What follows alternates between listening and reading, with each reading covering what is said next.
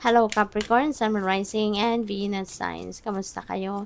Sana ba'y nasa mabuti kayong kalagayan. Welcome back po sa Star Tarot. At kung bago kayo rito, welcome din po kayo. Please subscribe, like, share my videos, and leave me a comment kung naka-resonate po kayo. Thank you. So, first message ni Capricorn, we have Gaia. Connect to the pulse of Mother Earth. She will guide you through this time of change.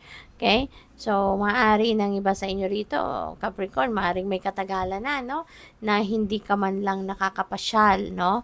Outdoors, maaring hindi ka man lang nakakapag-beach na, hindi ka nakakapag-park man lang, yung ganon. Kaya, ang imbitasyon sa inyo, muli, connect to the pulse of Mother Earth.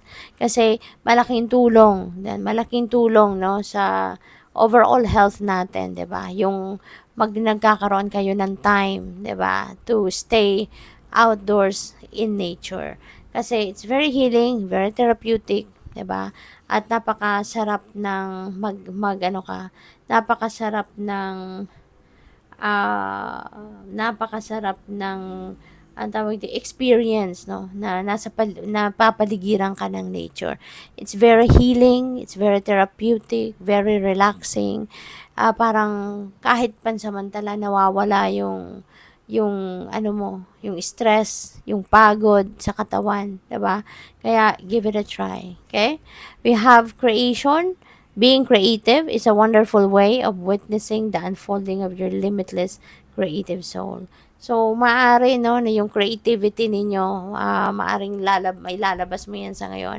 That will be on display. Kasi po, pwedeng merong opportunity dito na dadating, kakatok sa buhay mo, na magkakaroon ka ng pagkakataon na makapagsimula ka ng something beautiful, makapag-create ka ng something beautiful sa buhay mo, 'di ba? Na gamit, no, yung inyong creativity, yung inyong artistry. So we have release, and release anything that keeps you from your path of authenticity. Whatever it is, no, na hindi naman na nakakatulong sa'yo, whatever it is na hindi naman na nakakapagbigay ng positibong epekto sa buhay mo, it's time to let it go. You know, bigyan mo na ng room sa sarili mo yung mga bago, yung mga positibong mga bagay, sitwasyon. Kaya kailangan mo na i-release ito. Okay? So, ano man yan, no, nagpapabigat na lang ng loob mo, nagpapagulo na lang ng isip mo, 'di ba? Hindi mo na kailangang i-keep yun sa sarili mo kasi alam mo naman na hindi naman na to nagdudulot ng positivity, ng positive vibe, no, sa buhay mo. Okay? So, tingnan natin kung ano pa ang mga mensahe para kay Capricorn.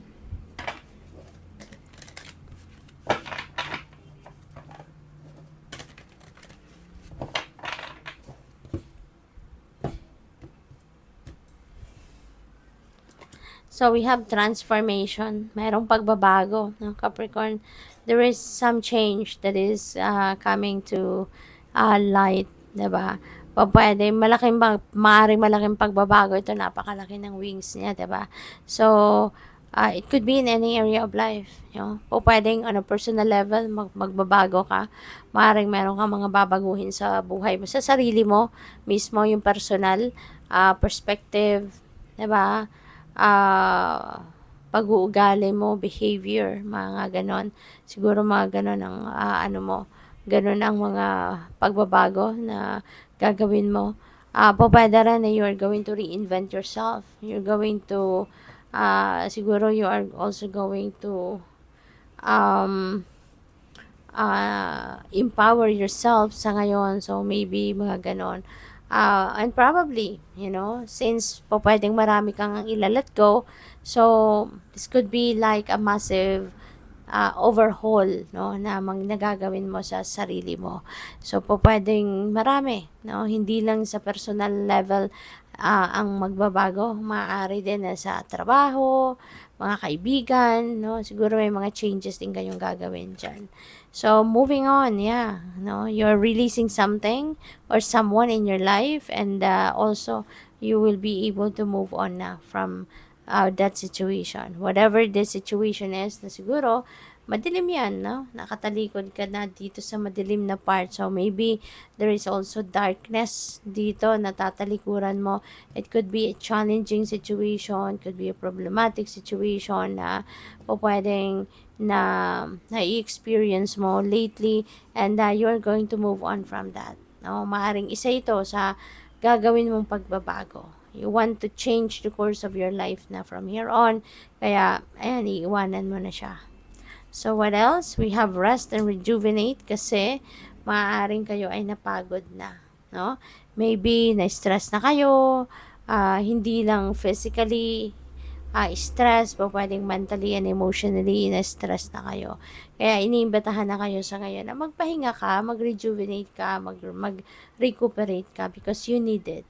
Diba? You need it. Kailangan natin, tao lang tayo eh. Meron tayong kapaguran na i-stress tayo, kaya kailangan natin na paminsan, we need to take a breather, we need to take a time out, no?